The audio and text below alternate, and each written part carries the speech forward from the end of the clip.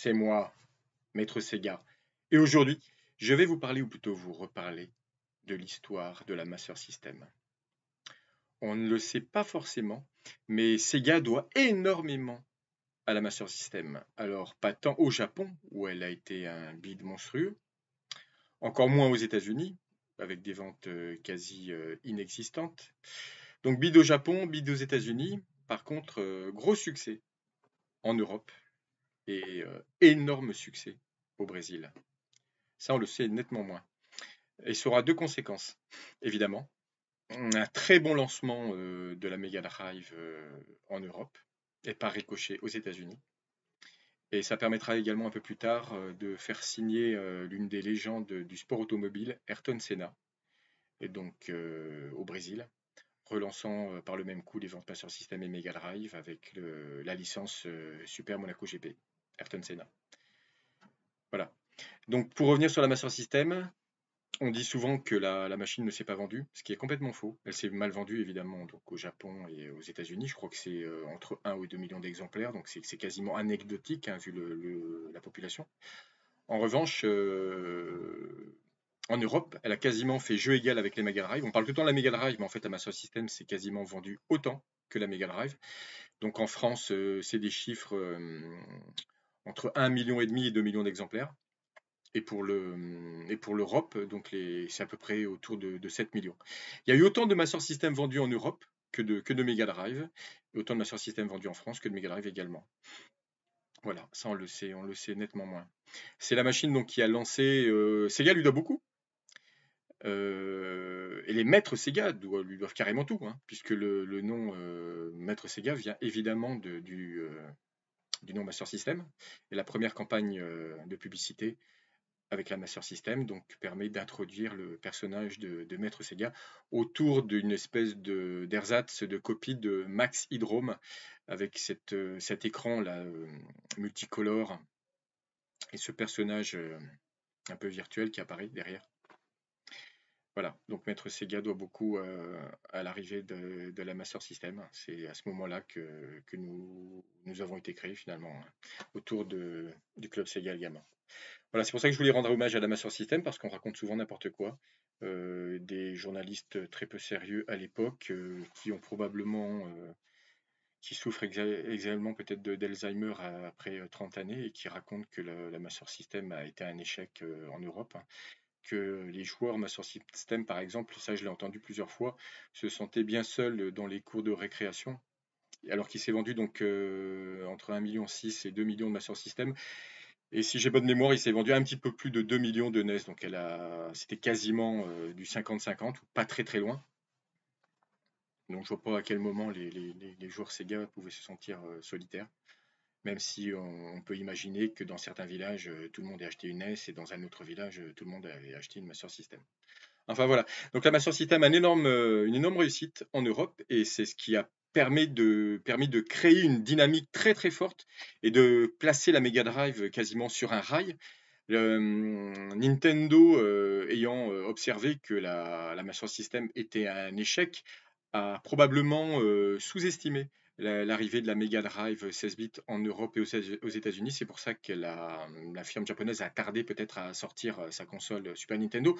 Voilà, parce qu'ils sous-estimaient Sega sur la Mega Drive et parce que la NES s'était tellement bien vendue qu'ils ont tiré sur la corde jusqu'au bout, hein.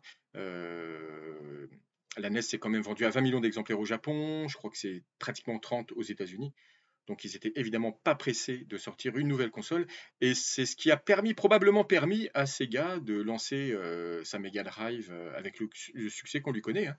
Ça fait partie d'un des paramètres importants du succès de la Mega Drive, d'être la première certes, mais que Nintendo soit pas très réactif, pas trop inquiet par un concurrent finalement qui n'avait pas vraiment fait d'étincelle auparavant. Voilà. Donc voilà, Nintendo s'est endormi sur le succès de la NES en fait, et Sega en a bien profité. Et donc c'est très bien d'ailleurs comme ça. Donc la NES, la Master System a été un gros succès. Et on peut le voir aussi sur les réseaux sociaux. Les groupes autour de la Master System sont quasiment aussi denses, plus animés. que les autres groupes sur Mega Drive, Saturn et Dreamcast, hein. Il y a énormément de nostalgique, d'ailleurs à la Hotline Sega ou même sur le train Sega ou dans les salons, on avait essentiellement des joueurs Master System. La Master System était moins puissante, certes, mais elle était vendue nettement moins cher, hein. C'est pour ça la Mega Drive, finalement, au moins début, a servi de vitrine. Et pendant qu'il se vendait une Mega Drive en 91, par exemple, il se vendait en même temps trois Master System. La deuxième année de la Mega Drive, les ventes ont triplé, hein. Elle se vendait à 200 000 exemplaires, mais la Master System, elle, se vendait dans le même temps à 600 000 exemplaires. Voilà, c'était la vitrine, hein. C'est pour ça qu'on pourra toujours critiquer également l'échec du Mega CD, mais c'est pas tant un échec, hein, puisqu'il a eu le même effet sur la Mega Drive, hein. C'était une vitrine qui donnait envie, qui était chère, hein, mais c'était la technologie. Donc, cependant, beaucoup de gens se disaient je peux pas encore acheter la Mega Drive, le Mega CD, mais bah, je vais d'abord commencer par la Mega Drive, puisque derrière, éventuellement, je pourrais la booster avec le Mega CD. Les vitrines technologiques, c'est important, c'est pas toujours destiné dans toutes les entreprises commerciales, même les voitures, hein. Vous savez, Renault, quand il sort une Alpine Renault, hein, c'est pas pour gagner de l'argent, hein. Ils savent, c'est pour faire des courses, évidemment, c'est la vitrine, hein, c'est la communication. On fait ça simplement pour avoir une image, une notoriété très élevée, pour montrer qu'on sait être technologiquement parmi les meilleurs, sinon les plus avancés, le plus avancé. Mais ça permet surtout d'écouler des Twingo, hein, des Renault 5, des Super 5 à l'époque, là, et le Mega CD, c'était un petit peu ça. Enfin bref, tout ça pour dire qu'effectivement, quand on se focalise sur une console high-tech, hein, médiatique, hein, dont on parle, c'est souvent la génération derrière, hein, finalement, qu'en profite le plus, hein. Donc la Master System, vendue à plus de 7 millions d'exemplaires en Europe, un gros succès. Je crois qu'au final, il y aura eu plus de 270 jeux.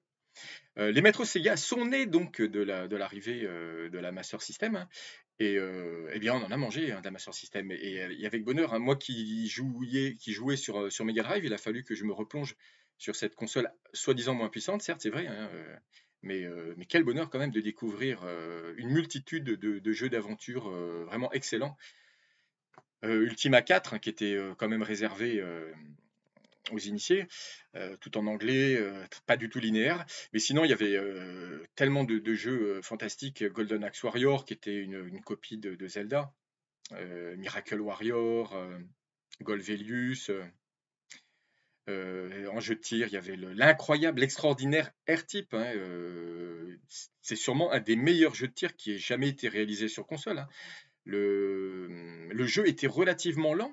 Il se présentait pas comme les autres jeux de tir avec des séquences, beaucoup d'ennemis qui sortaient de partout. Le jeu n'était pas spécialement rapide, hein. Il y avait beaucoup de dextérité, d'habileté qui étaient demandées avec des niveaux très oppressants où finalement il fallait se coincer dans des trous de souris. Et bah, ça permettait à la Master System de suivre, hein. Et ça reste un des plus grands jeux de tir de tous les temps, pour moi en tout cas, hein.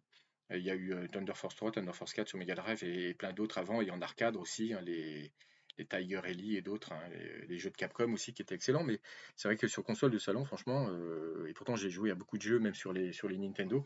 Moi, je me rappelle surtout de cette époque-là, je me rappelle de R-Type, hein. Moi, c'est les deux jeux légendaires mythiques qui me restent, c'est 30 ans après, c'est R-Type sur Master System et Thunder Force 3 sur Mega Drive. Mais il y avait aussi évidemment les Sonic, hein, qui étaient d'une qualité mais exceptionnelle, les Walt Disney, et toutes les adaptations d'arcade aussi qui étaient vraiment qui étaient bluffantes aussi de qualité, hein, malgré les capacités techniques limitées maintenant, mais à cette époque-là c'était extraordinaire, les adaptations de Space Harrier, d'Outrun, de Hang-On, tout simplement, ont été d'immenses succès parce alors on n'avait évidemment pas les mêmes sensations qu'en arcade, hein, loin de là, mais on y retrouvait quand même un petit peu de plaisir avec l'ambiance sonore, voilà. Moi, c'est pour ça que je suis devenu un maître Sega finalement.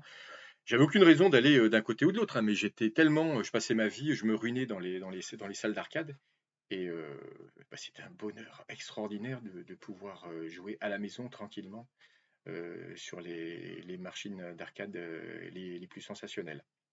Voilà, voilà, petite parenthèse refermée. Donc on a beaucoup, beaucoup, beaucoup joué sur Master System, les maîtres Sega, hein, tout simplement parce que la console a été un énorme succès en Europe, tout simplement.